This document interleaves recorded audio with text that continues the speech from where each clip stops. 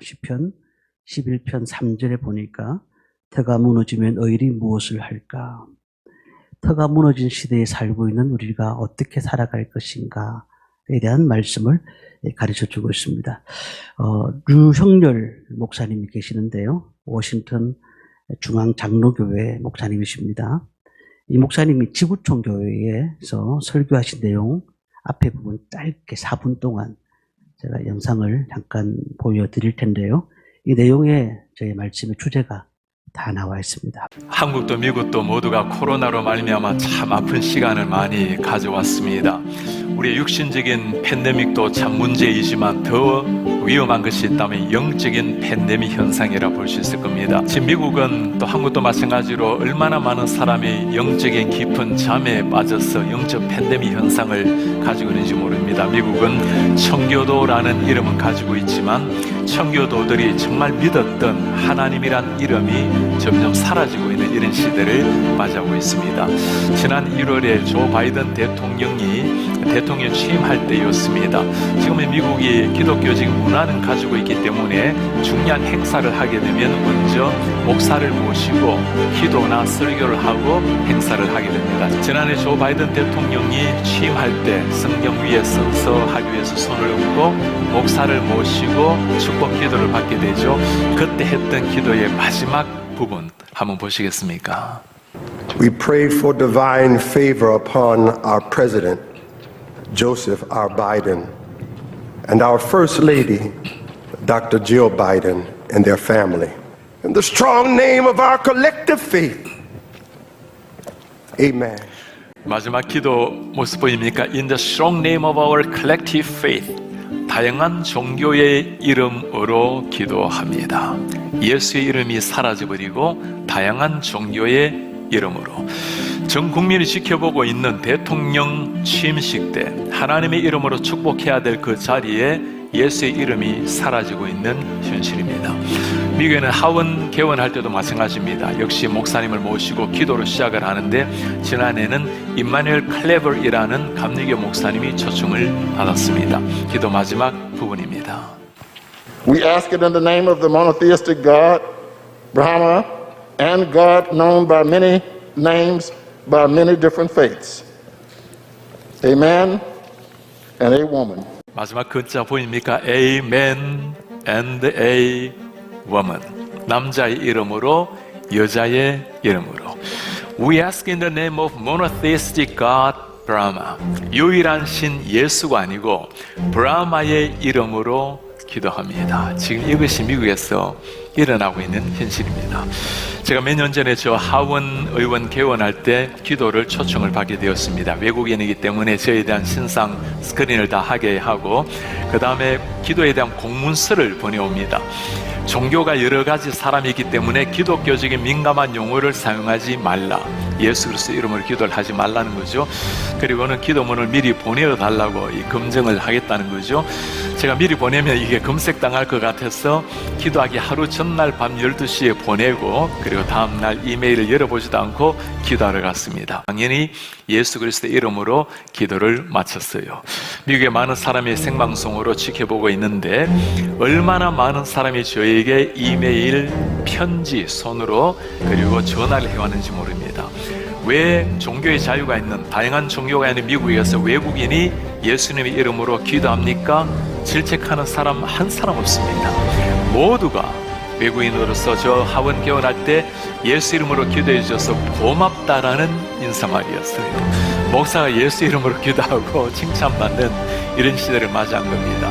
제가 있는 곳이 수도 버지니아입니다. 버지니아 주의회에 가서도 기도를 인도하게 되었어요. 기도를 인도하고 내려오는데 모든 의원들이 다 기립해서 박수를 쳐요.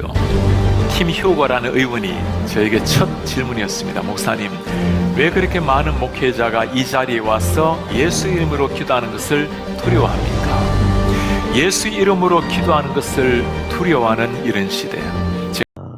미국이라는 나라를 아시지 않습니까? 종교도들이 믿음으로 세운 나라가 미국입니다. 그래서 대통령을 비롯한 모든 의원들 모이는 곳에는 기도로 시작하게 되는데 점차적으로 이제 기도가 사라지고 있어요. 기도가 사라지고 있다. 그리고 종교다원주의가 시작되었습니다. 종교다원주의가 뭐죠? 어떤 종교에도 구원이 있다. 그래서 너희 종교만 편향적으로 얘기해서는 안 된다. 이게 지금 미국의 사회고요. 물론 우리 한국은 벌써부터 그런 기조가 흐르고 있지 않습니까? 지금 이런 모습을 보면서 우리는 터가 무너진 시대다. 터가 무너진 시대다. 그렇게 말을 할 수가 있습니다. 이 말씀 가운데 다가오는 인물이 다윗이라는 인물인데요.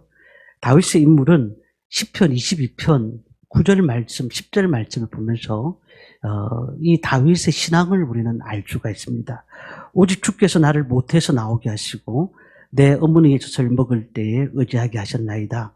내가 날 때부터 주께 맡긴 바 되었고 모태에서 나올 때부터 주는 나의 하나님이 되셨나이다. 그가 그런 고백을 했습니다. 그리고 시편 23편 우리가 너무 잘 아는 말씀입니다. 여호와는 나의 목자시니 내가 부족함이 없으리로다. 그의 신앙은 늘 그렇게 한결같이 하나님을 목자 삼는 그런 모습으로 달려갔습니다. 그런데 그에게도 어려운 일이 닥치니까 터가 무너져 버리니까 어찌하여 어느 때까지 이런 얘기들이 시편에 계속해서 나오고 있습니다. 지금 오늘 시편 11편 말씀을 읽었잖아요. 시편 11편 말씀은 다윗에게 이런 얘기를 하고 있습니다. 야, 너가 지금 하나님이 없는데 하나님 찾는 그 모습은 잘못된 것이야. 빨리 지금 이 어려움을 당하고 있으니까 산으로 올라가야 돼. 산에 올라가야지 숨을 수가 있고 네가 충분히 숨을 데가 있어라고 얘기하는 겁니다. 피할 곳은 여호와가 아니라 그곳이다. 이렇게 말을 하고 있는 그 모습이 시편 11편의 말씀입니다. 그러니까 요동치는 그 마음에 불을 그냥 끼얹는 것이에요. 고난과 시련에 봉착하면은 많은 사람들이 그렇게 살아가는 것이죠. 요즘 보십시오. 하루 건너서 TV를 보거나 많은 인터넷 뉴스를 보면은 어떻습니까? 세상이 너무너무 많이 요동치고 있습니다. 갑자기 전쟁이 일어나지 않나. 갑자기 어디서 기상이변 때문에 얼마나 많은 일들이 일어납니까? 이번 주에는 우리 김해가 30도까지 올라갔다는 얘기를 제가 들었습니다. 너무 덥더라고요. 보니까 30도. 기상이변이 계속 일어나고 있는 거예요. 다른 나라도 마찬가지고요. 그러면서 우리는 그렇게 생각합니다. 지금 이스라엘하고 전쟁이 벌어지고 있는 저런 가운데서도 어떤 생각합니까? 우리는 아무런 관련이 없다라고 생각합니다. 그런데 어떤 명분이 있는지는 모르겠지만 그곳이 전쟁이 벌어지면서 많은 사람들이 죽고 있습니다. 그리고 많은 사람들이 죽는 것도 죽는 것이지만 아이들이 죽고 있어요. 그럼 우리는 아무런 문제가 없나요? 그러면 석유가 공급이 안 되고 곡물이 공급이 안 되니까 물가는 계속 올라가게 되고 사람의 삶의 질은 떨어지게 되는 것이고 결국 다 마찬가지인 거예요. 어려운 가운데 사는 것입니다. 그렇게 되면 또 어떻게 말을 합니까? 세상 돌아가는 거 보니까 하나님이 살아계시는지 궁금하다. 하나님이 왜 이런 나라를 만드시고 이 전 세계를 이렇게 만드셨는가? 그렇게 또 고민하는 사람도 있더라는 겁니다. 아까 우리 장로님께서 기도해 주셨습니다만은 우리가 동성애법도 마찬가지예요. 창조 질서를 무너뜨리는 행위잖아요. 그런데 지금 미디어를 통해 가지고 드라마라든지 연속곡이라든지 그런 것을 통해서 동성애를 미화시켜 버립니다. 누구라도 동성애에 대해서 좋게 생각할 수 있도록 만들어 버리는 것입니다. 지금 중요한 것은 다음 세대의 아이들은 이 동성애에 대해서 그렇게 꺼리낌이 없어 보여요. 지금 포괄적 차별금지법이 국회에 표류되어 있는데 이 모든 것들이 인권법이라는 것 때문에 많은 사람들에게 다가가면서 왜 기독교인들만 반대를 하느냐. 이것을 함으로써 소수인권들도 찬성하고 소수인권들도 도와주는 그런 법을 만들어야 되지 않느냐라고 얘기를 합니다. 그런데 보십시오. 남성이었던 사람이 여성으로 만약에 바꿨다고 생각하면은 그 사람이 결국은 나중에는 어떤 문제가 생기냐. 그 법이 통과되면은 이제 화장실도 그 사람이 남자가 아닌 여자 화장실에 갈 수가 있고 심지어는 목욕탕까지도 갈 수 있는 그런 시대가 온다는 거예요. 그리고 이 설교도 동성애 반대법을 설교하게 되면 잡혀가는 법이 그 안에 같이 있더라는 거예요. 영국이 77명의 동성애자에서 10년 동안 2,590명으로 동성애자가 갑자기 뛰어버렸습니다. 지금은 10,000명이 넘어가고. 그러니 엄청난 사람들이 동성애자들이 되고 그들까지 모임이 있는 거예요. 우리 한국은 너무너무 심합니다. 스웨덴 같은 경우는 1,500% 폭등이 됐습니다. 지금 이 세계를 바라보면서 우리 자녀만 그런 동성애자가 되지 않으면 된다라고 생각하지만 모든 것들을 인권법이라는 것 때문에 이런 사회에서 살아가고 있는 것입니다. 그런데 이 동성애는 결국 각종 질병을 일으키잖아요. 에이즈라든지 매독이라든지 원숭이 두창이라든지 이런 전부 다 그게 동성애에서 나오는 거라고 다들 얘기를 하고 있지 않습니까? 그러니까 우리는 그래야 그들의 성격 지향이다. 그들이 그냥 그렇게 살아가는 것을 그냥 두면 되지. 기독교에서 반대하는. 사회가 무너지는 거예요. 사회가 무너지면 하나님 나라가 무너지게 되고 정체성이 무너지게 되고 세계관이 무너지게 되면 결국 아이들은 교회에 대해서 아무런 생각이 없습니다. 신앙생활 아무런 느낌 없습니다. 유럽화가 되어버리는 것입니다. 지금 이런 작금의 상황들을 보면서 무엇을 느낍니까?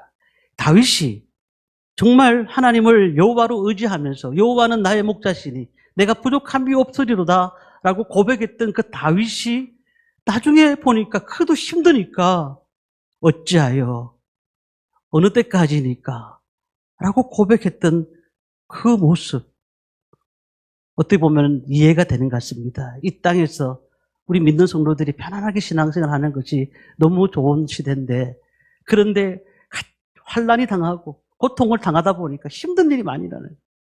우리 말씀 보니까 요한복음 1장 29절 말씀을 보면은 이런 말씀이 있습니다. 이튿날 요한이 예수께서 자기에게 나오심을 보고 이르되 보라 세상 죄를 지고 가는 하나님 어린 양이로다. 누구죠? 세례 요한입니다. 이 세례 요한은 예수님이 탄생하시기 전에 6개월 전에 먼저 나온 사람입니다. 이 사람을 선지자라고 할 정도로 아주 뛰어난 사람이었습니다. 그런데 그도요. 마태복음 11장 2절 3절의 말씀 보니까 요한이 옥에서 그리스도께서 하신 일을 듣고 제자들을 보내어 예수께 여짜오되 오실 거리가 당신이 오니까 우리가 다른 일을 기다리오리까. 이 요한도 옥에 갇혀 있으니까 우리가 다른 일을 기다리오리까. 분명히 메시아 맞습니까? 라고 물어보고 있다는 거예요. 그러니까 이 모든 모습을 보면서 모든 사람 다 똑같겠구나. 그런 터가 무너져 버리니까 사람들이 다 힘들어하고 낙심할 수밖에 없는 겁니다. 요즘 매일 성경을 묵상하고 있잖아요. 어디에 나옵니까? 욥기 말씀을 나오잖아요. 오늘 말씀에 보니까 욥기의 아내가 뭐라고 합니까? 그 신체적인 고문까지 당하고 있으니까 하나님을 욕하고 죽어라. 그렇게 말을 하고 있어요. 욥은 처음에는 이렇게 얘기했습니다. 욥기 1장 21절 말씀 보니까 이르되 내가 모태에서 알몸으로 나왔은즉 또한 알몸이 그리로 돌아갈지다. 주신 이도 여호와시요 거두신 이도 여호와시니 여호와 이름이 찬송을 받으실지어다. 믿음이 흔들리지 않았어요. 그런데 계속 그런 좋지 않은 일들이 일어나니까 욥도 흔들리기 시작합니다. 욥기 23장 8절 9절 보니까 이런 말씀이 있습니다. 내가 앞으로 가도 그가 계시지 아니하고 뒤로 가도 보이지 아니하며 그가 왼쪽에서 일하시나 나는 만날 수 없고 그가 오른쪽으로 돌이키시나 배울 수가 없도다. 욥이 신앙의 사람인데 욥의 신앙을 본받자라고 얘기하지만 그도 너무 고난을 많이 당하니까 이런 얘기를 하고 있더라는 겁니다. 하나님이 계시지 않는 거 아닌가? 하나님이 나를 사랑하지 않는 건 아닌가? 우리 가정에 왜 이런 시련을 주시는가? 이런 고민들이 일어나고 있는 겁니다. 다윗도 마찬가지였다는 거예요. 시편 13편 1절의 말씀 보니까 여호와여 어느 때까지니까 나를 영원히 잊으시나이까 주의 얼굴을 나에게서 어느 때까지 숨기시겠나이까. 다윗이 그렇게 여호와는 나의 목자시니 내가 부족함이 없어지로다 라고 고백했던 그 사람도 어느 때까지 이렇게 고난을 주셔야 됩니까? 어느 때까지 이렇게 힘들게 하셔야 됩니까? 라고 말했던 사람이 이 다윗이었다는 겁니다. 오늘 본문의 말씀을 같이 한번 읽어보겠습니다. 11편 1절 말씀입니다. 내가 여호와께 피하였거늘 너희가 내 영혼에게 새같이 내 산으로 도망하라 하면 어쩌하느냐. 피하였거늘 내가 여호와께 피하는데 너는 어떻게 해서 나를 산으로 도망가라고 하느냐. 나는 여호와께 나왔는데 왜 산으로 도망가라느냐. 이제 여호와가 너를 지켜주는 것이 아니고 빨리 도망가는 것이 답이다 라는 것이죠. 우리의 많은 인물들을 살펴보았습니다. 주의 일들을 하는 그 인물들도 힘이 들어서 낙심이 되었다는 겁니다. 그러니까 우리가 보면 어떻게 보면 우리는 신앙생활을 하면서 낙심하는 것은 어떻게 보면 당연한 것 같아요. 당연한 것 같아요. 힘드는 것은 당연한 것 같아요. 그러니까 우리는 하나님 앞에 늘 보면서 하나님 우리 가정에 대해서 우리 환경에 대해서 우리 삶에 대해서 늘 좋게 만들어 주신다고 했지 않습니까? 그런데 왜 이렇게 어려운 가운데 있습니까? 라는 고백을 할 수밖에 없습니다. 지난 주간이 사실은 지난 주일이 종교개혁주일이었습니다. 제가 종교개혁주일은 지키진 않았습니다만 종교개혁한 지가 506주년입니다. 506주년. 1517년 10월 30일 가톨릭 교회의 젊은 신부였던 루터가 종교개혁에 불을 당겼습니다. 그 종교개혁을 일으킨 것이 무엇일까요? 인본주의적인 사상에서 구원을 얻으려고 하는 것이에요. 인본주의 사상. 하나님의 사상이 아닌 인본주의 사상에서 돈을 가지고 그 사람을 천국 보낸다든지 그리고 자기의 죄를 사한다든지 이 모든 것들이 전부 다 인본주의에서 나온 거예요. 그러다 보니까 이거는 하나님의 길이 아니다라고 생각해서 말틴 루터가 종교개혁을 시작했지 않습니까? 그 종교개혁의 네 개가 뭡니까? 오직 성경, 오직 믿음, 오직 은혜, 오직 하나님의 나라. 이 네 개거든요. 오늘 우리는 이 세상이 점차적으로 바뀌어가고 있습니다. 하루하루 달라지고 있습니다. 하루하루 달라지고 있어요. 그때에 그렇지만은 하나님 말씀에 비추어서 아니라 할 때, 아닐 때는 분명히 아니요라고 대답할 수 있는 성도들이 되셔야 된다는 겁니다. 이게 종교개혁자들의 모습인 것입니다. 오늘 10편, 11편의 말씀도 마찬가지입니다. 피한다, 도망한다 이런 말이 계속 반복됩니다. 13편의 분위기가 볼 때 이제 13편과 11편은 어떤 데 썼느냐면 사울이 다윗을 죽이려고 쫓아올 때에 다윗의 그 심정을 표현한 그 글이 10편, 11편과 13편입니다. 믿음이 흔들리면 뭐가 생기는 줄 아십니까? 두려움이 엄습합니다. 믿음이 자꾸 흔들리면 두려움이 엄습하는 거예요. 그래서 이 믿음이 있으면 두렵지가 않은데 믿음이 없으면 자꾸 사라지면 자꾸 두려워지는 것입니다. 그래서 이 두려움을 극복하는 방법이 무엇일까? 내 안에 있는 두려움을 쫓아내는 길이 있는데 그것은 그 두려움을 하나님으로 바꿔버리면 내 안에 있는 두려움이 쫓아간다고 말씀하고 있습니다. 요한일서 4장 18절 말씀을 보겠습니다. 사랑 안에는 두려움이 없고 온전한 사랑이 두려움이 내쫓나니 두려움에는 흥별이 있습니다. 두려워하는 자는 사랑 안에서 온전히 이루지 못하였느니라. 사랑 안에서 두려움이 없고 온전한 사랑이 두려움을 내쫓는다고 말씀을 하고 있습니다. 과연 두려움의 세상을 바꿀 수 있습니까? 내가 세상이 두려워가지고 무서워하는데. 그런데 그것을 하나님으로 바꿔버리면 하나님께서 모든 사랑 안에서 우리의 두려움 가운데서 은혜를 주신다는 겁니다. 오늘 1절 말씀을 보면 내가 여호와께 피하였거늘 너희가 라고 되어 있습니다. 너희가 내 영혼의 새같이 내 산으로 도망하라 하면 무엇인가? 지금 이 10편, 11편에 나오는 내용이 이해가 되십니까? 어떤 사람과 대화를 나눈 것 같잖아요. 어떤 사람과 대화를 나눕니다. 그러니까 다윗에게 누가 찾아와서 누군가 자꾸 다윗에게 얘기를 걸고 있는 거예요. 근데 너희라는 표현을 보면은 누군가가 얘기를 하고 있는 것 아니겠습니까? 근데 지금 다윗 곁에는 누가 있었을까요? 누가 있었을까요? 이 말씀은 사무엘상 22장 1절 2절에 나와 있습니다. 어디 누굴까요? 그러므로 다윗이 그곳을 떠나 아둘람 굴로 도망하며 쭉 뒤에 보면은 그와 함께한 자가 400명이었더라. 도망했을 때 그를 따라왔던 400명. 그렇다면 이 너희라는 것이 다윗이 도망할 때에 같이 있었던 자들을 얘기하는 건가요? 그러니까 다윗에게 충고했을까요? 야, 다윗, 그렇게 하지 마십시오. 빨리 도망가십시오. 라고 말했던 사람일까요? 그런데 5절 말씀 보니까 특이합니다. 폭력을 좋아하는 자. 2절 보니까 악인이라고 되어 있습니다. 그렇다면 다윗을 좋아서 쫓아왔던 사람들을 보면서 그들을 악인, 폭력을 좋아하는 자 이렇게 말을 할까요?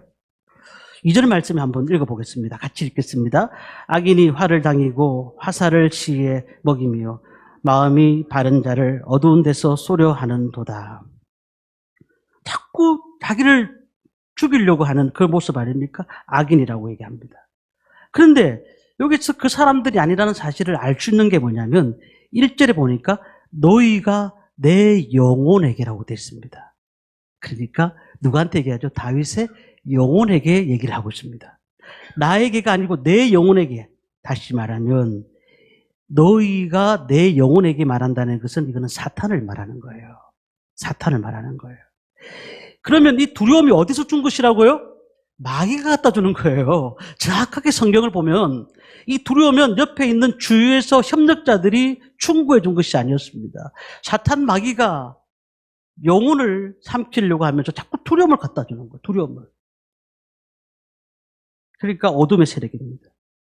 어떻게든 다윗을 무너뜨리려고. 세례 요한에게 그 옥에서 힘들었던 것도 그 두려움이 있었던 것도 사탄 마귀가 역사한 것이잖아요. 욥도 그렇게 하나님 은혜 가운데서 일을 했지만 마귀가 그 마음속에 두려움을 갖다 주는 것입니다. 마찬가지입니다. 오늘 이 시대를 살아가는 우리에게도 그렇게 오늘까지 예수를 잘 믿던 사람이 언젠가 다음 주부터는 신앙생활을 못하는 그런 경우는 왜 그럴까요? 자꾸 세상을 바라보면서 두려움이 밀려오니까 신앙생활을 잘 못하게 되는 것입니다. 헨리 클라우드라는 사람이 지은 책 중에 이런 책이 있습니다. 노라고 말할 수 있는 그리스도인. 노라고 말할 수 있는 그리스도인. 우리는 그 책에서 이런 책이 나옵니다. 자신에게 속한 일과 속하지 않는 일을 분별하고 깨닫는 것이 중요하다. 그럼 우리는 어디에 속한 자입니까? 하나님께 속한 자라는 거잖아요. 하나님께 속한 자는 하나님이 주시는 영적인 것들을 먹으면서 살아가는 것이에요. 하나님 주시는 은혜를 먹고 사는 사람들이에요. 그런데 자꾸 세상에 손을 벌리고 세상을 향해 달려가다 보니까 자꾸 두려움이 함께 가는 거예요. 함께 가는. 우리는 우리의 방향이 어딜까요? 세상의 지식을 쫓는 것이 방향일까요? 우리의 방향은 예수님인 줄 믿습니다. 우리는 예수님께로 쫓아가는 겁니다. 지금 터가 무너진 세대에 살고 있습니다. 지금 이런 시대에 우리가 무엇을 할까요? 예수 믿는 사람의 역할이 무엇일까요? 다니엘 기도회가 시작을 하고 있잖아요. 다니엘 기도회에 많은 분들이 간증을 들을 수가 있습니다. 그런데 그 간증의 내용을 보십시오. 지금 축복받아서 살고 있다 이런 분도 계시지만 많은 분들이 얘기합니다. 지금도 영적으로 싸우고 있다. 다 싸우고 있다는 거예요. 싸움이 없는 신앙생활은 결과는 마귀에게 두려움을 받아오는 것과 똑같은 것입니다. 아니 그 내용 가운데 고난이 없는 분들이 어딨습니까? 절망과 죽음 앞에서도 하나님 앞에 나올 수 있고 하나님 앞에 나올 수 있는 힘이 있었고 그로 인해서 자신이 하나님 앞에 서 있다는 사실을 알게 되는 그 순간 이제 두려움이 사라지게 된 것입니다. 옛날에 우리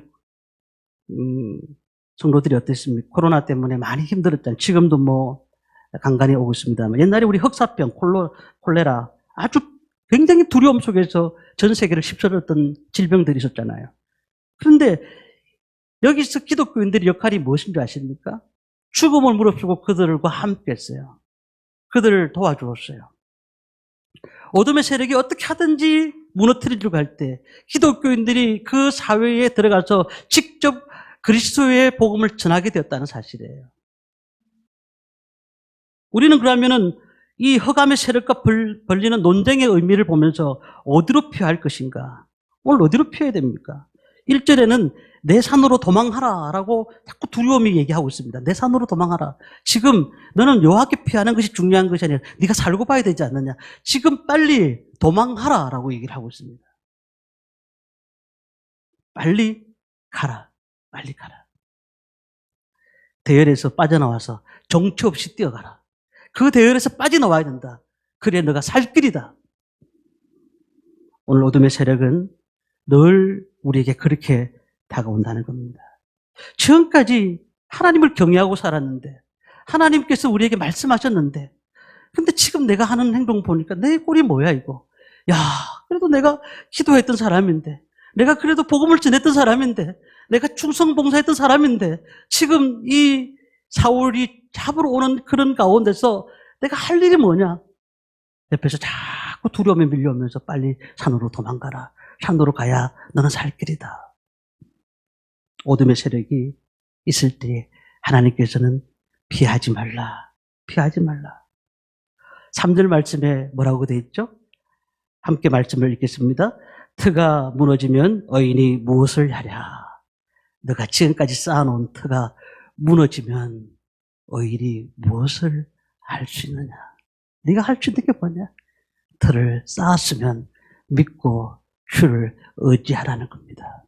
믿고 앞을 향해 가라는 것입니다. 어둠의 세력이 엄청나게 밀려온다 할지라도 우리는 그 그리스도 안에 있는 사람들이고 그리스도 안에 있는 사람으로서 우리는 하나님 앞에 의인이라고 칭함을 받은 사람인데 우리는 이곳에서 무엇을 할까? 나는 예수 믿는 사람이기 때문에 내가 이 땅에서 무엇을 할 수 있을까? 생각을 하라는 것입니다. 이것이 무너지면 우리는 아무것도 할 수 없는 사람이 되는 겁니다. 하나님을 두려워하는 것이 무엇일까요? 곧 그에게로 피하는 것입니다. 하나님께로 피하는 것입니다. 지금도 많은 두려움들이 도사리고 있습니다. 앞으로 어떤 일이 일어날지 모릅니다. 어떤 상황이 벌어질지 모릅니다. 그렇지만 우리는 어떤 상황에서도 담대히 하나님 앞에 피하고 하나님만 섬기고 하나님만 높이고 하나님만 예배하는 모든 성도님들이 되시기를 바랍니다. 악인들의 위협 가운데 놓여 있어요. 지금 이 시대에 안전지대가 됐습니까? 비행기를 타고 가더라도 어느 가운데 비행기가 추락할지도 모르고 건강도 오늘까지 좋다가도 내일 갑자기 병원에 가봤더니 암진날이 나오고 어디에 우리가 편한 게 있습니까? 어디에 무엇인가 좋은 것이 다 있습니까? 건강을 그렇게 유지해도 힘들어지는 거예요. 근데 우리는 그런 가운데서 자꾸 산으로만 도망가려 하지 마시고 하나님이 우리에게 말씀하시는 말씀이 무엇인가를 들으시기를 바랍니다. 지식이 자신을 보여줄 거라고 생각하면 안 됩니다. 인간관계가 자신을 보여줄 거라고 생각하면 안 됩니다. 결국은 안전지대는 하나님밖에 없음을 믿으시기를 바랍니다. 마지막으로 우리 4절 말씀 읽고 마무리하려고 합니다. 4절 말씀입니다. 여호와께서는 그의 성전에 계시고 여호와의 보좌는 하늘에 있으며 그의 눈이 인생을 동촉하시고 그의 안목이 그들을 감찰하시도다. 아멘. 다윗이 도망의 피하에 갔는데 결국은 그가 성전으로 갔어요. 제사장한테로 가서 그곳에 가서 제사를 드리는 것이었다. 오늘 우리는 이 말씀을 묵상하면서 그렇습니다. 우리는 하나님 앞에 나오는 성도님들 주님께서 분명히 보호하여 주실 줄 믿습니다. 하나님 말씀 앞에 서는 성도들 하나님께서 늘 함께하여 주실 줄 믿습니다. 그렇기 때문에 이제는 산으로 도망가지 마십시오. 들로 가지 마십시오. 사람들이 알려준 대로 가지 마십시오. 하나님 앞에 피하시기를 바랍니다. 하나님께 모든 답이 있음을 믿으시기를 바랍니다.